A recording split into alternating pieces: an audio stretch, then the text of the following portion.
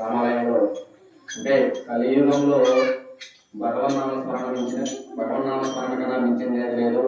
అంటే యువ ధర్మాలను బట్టి ఒక్కొక్క ధర్మంలో యజ్ఞాలు, యాగాలు, తపస్సులు, జ్ఞానమై ఉంటాయి. కానీ భగవంతుడు మనకి కలియుగంలో నామస్మరణతోనే ముక్తి కలుగుతుందని చెప్పారు. కాబట్టి మన పిల్లలకి మనం అందరం కూడా చిన్నప్పటి నుంచి భగవన్నామస్మరణ అలవాటు చేస్తే భక్త ప్రహ్లాదుడు, ధ్రువుడు, నచికేతుడు, అన్నమయ్య, భర్త కన్నప్ప, మాలమోహన్న, సంత రవిదాసు, రామదాసు ఇలా ఎంతో మంచి పేరు తెచ్చుకొని మనలో ఉన్న ఆత్మదర్శనం చేసుకొని ఆ ఆత్మను పరమాత్మలో లీనం చేసుకునే మంచి అవకాశం ఇది. కాబట్టి మనం అందరం కూడా శనివారం రోజు శ్రద్ధగా హరే రామ హరే కృష్ణ అని పిల్లల చేత పలికిస్తూ పిల్లలు చాలా చక్కగా భజన పాటలు పాడుతున్నారు ప్రశిక్షణగా.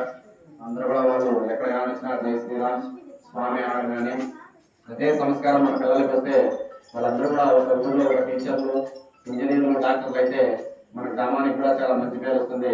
వీళ్ళందరూ కూడా చదువుకొని బాగుపడాలనే మా విశ్వ హిందూ పరిషత్ యొక్క ముఖ్య ఉద్దేశము. కాబట్టి వచ్చే శుక్రవారం కూడా మన ఊరిలో వరలక్ష్మి వ్రతం మరియు రక్షాబంధనం ఉంటుంది. ఇవన్నీ జరుగుతుంది కాబట్టి ఆ రోజు దేవాలయం శుద్ధంగా కడిగి మన మహిళలందరూ కూడా ఎవరైతే పేర్లు రాసిచ్చారో వారందరూ కూడా క్రమ పద్ధతిలో కూర్చుంటే స్వామి వస్తాడు. ఆ స్వామి ఎలా చెప్తే అలా పూజ చేయడము. మనం రాష్ట్రంలో కూడా తీర్థ ప్రసాదాలు వాళ్ళకి ఏదో ఒకటి కొన్ని చిన్నవి మన ఆడపడుచుకి ఏమైతే ఇస్తారో గౌరవంగా పసుపు కుంకుమ కావచ్చు, చీరా జాకెట్ కావచ్చు, ఎవరైతే రాసింటారో వాళ్ళకి ఇస్తారు. వారందరూ కూడా శ్రద్ధగా 4:30 కల్లా గుడిని అలంకరణ చేసుకొని కనీసం మాడి మండలతో తోరణాలతో కూడా బాగా మన గుడి అలంకరణ చేసుకుంటే వచ్చేవారు చూసేదానికి కూడా చాలా బాగుంటుంది. జై శ్రీరామ్ జై సీతారాం. అట్లానే రాఖీ పౌర్ణమి ఎందుకు చేస్తారంటే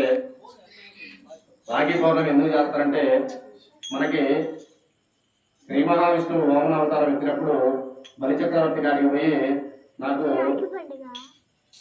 కొంత దానం కావాలి అంటే ఆయన అంటాడు అహంకారంతో నీకు మనులు కావాలా, కాంతలు కావాలా, స్త్రీలు కావాలా, యవనంలో ఉన్న భూములు కావాలా, గోవులు కావాలా, ఏదేదో అంటే కొద్దిగా అహంకారంతో అంటాడు.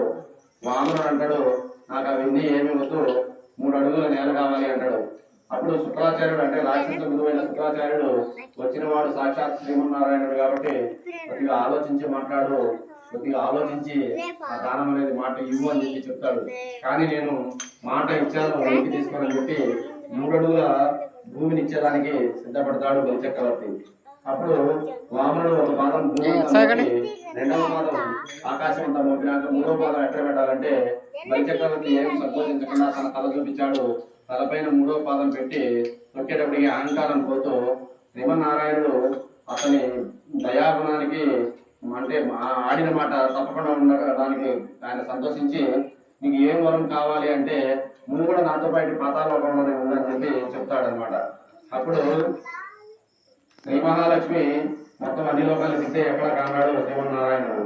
తర్వాత తెలిస్తే పాతాళలోకంలో ఉంటాడంటే అప్పుడు బలిచక్రవర్తి గారికి పోయి నేను అన్నావు, నువ్వు నాకు అన్నావు కాబట్టి నీ చెల్లెల్ని రక్షించుకునే బాధ్యత నీదని చెప్పి నాకు 3 లక్ష నేను నీకు రక్ష అని చెప్పి ఆ రోజు నుంచి కూడా మనకి రాఖీ పౌర్ణమి అనేది ప్రారంభమైంది. ఈ రోజు మనం అందరం కూడా మన దేశం బాగుంటాం.